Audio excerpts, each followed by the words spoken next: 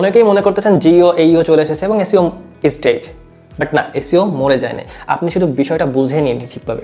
অনেকে ভাবছেন chat GPT এসে গেছে আর কেউ এখন গুগলে যে সার্চ করবে না, সো এসইও শেষ, ব্যাস। কিন্তু না, দেখেন, মানুষ আগে গুগলে টাইপ করতো ঢাকায় ভালো ডেন্টিস্ট কে, এখন সেই সেম মানুষ চ্যাট জিপিটিকে আস্ক করতেছে ঢাকায় ভালো ডেন্টিস্ট কে, এটা আমাকে সাজেস্ট করো।